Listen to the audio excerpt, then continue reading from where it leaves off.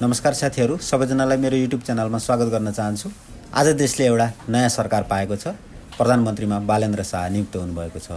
यो सँगै अर्थमन्त्रीमा पनि आज स्वर्ण विभागले नियुक्त हुनुभएको छ।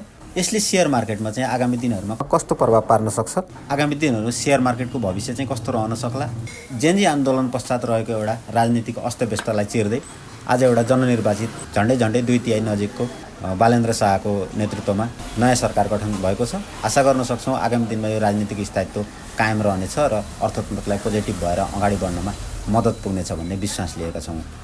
त्यसरी हेर्दै गर्दाखेरि अहिले तत्कालको लागि नेप्से 2950 को आसपासमा रहेको देख्न सक्छौँ। आगामी दिनमा यो भोलिको दिनमा चाहिँ नेप्से खुल्दै गर्दाखेरि अब कस्तो रियाक्ट गर्छ, सायद मलाई लाग्छ पोजिटिभ रियाक्ट नै गर्नेछ र यसपालि चाहिँ हामीहरू 3200 को आसपास 3000 को आसपासभन्दा माथिपट्टि मार्केट जाने सम्भावना रहेको देख्न सक्छौँ। नेप्से अहिले झन्डै अल टाइम हाईको आसपास नजिकमा छ। त्यो कारणले गर्दा यो लेभलमा कस्तो रियाक्ट देखाउँछ त्यही अनुसारले चाहिँ हामीहरूले आगामी दिनको रणनीति बनाउनेछौँ बाहिर सेलको दुबईको लागि। मध्यपूर्वमा चलिरहेको द्वन्द्वका कारणले गर्दा पनि केही अर्थतन्त्रमा केही दबावहरू परिरहेको छ। त्यो कारणले गर्दा पनि केही लगानीकर्ताहरूमा चाहिँ कस्तो हुने होला कसो हुने होला भन्ने चाहिँ त्रास रहिरहेको देख्न सक्छौँ।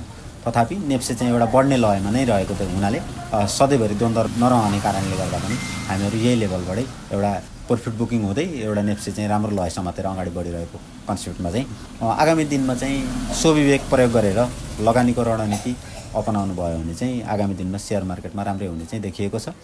तत्कालको लागि मात्रै नहेरेर लङ टर्मसम्मको लागि सोचेर विचार गरेर लिनुभयो भने चाहिँ यो लेभल चाहिँ त्यति धेरै अब रिस्क लेभल चाहिँ होइन भन्न चाहन्छु। स्टकहरू एनालाइसिस गरेर तपाईँहरूले आफ्नो लगानीको रणनीति बनाउन सक्नुहुनेछ। आगामी दिन राम्रै हुनेछ भन्नेमा विश्वास गरौँ र त्यही अनुसार हुनेछ भन्न चाहन्छु। हस्, यतिन्जेल भिडियो हेरिदिनु भएकोमा सबैजनालाई धन्यवाद। आगामी दिनहरूमा पनि शेयर मार्केट सम्बन्धी विभिन्न विषयमा भिडियोहरू बनाउँदै जानेछु। तपाईँहरू च्यानललाई सब्सक्राइब गरेर सँगै जोडिन सक्नुहुनेछ। धन्यवाद।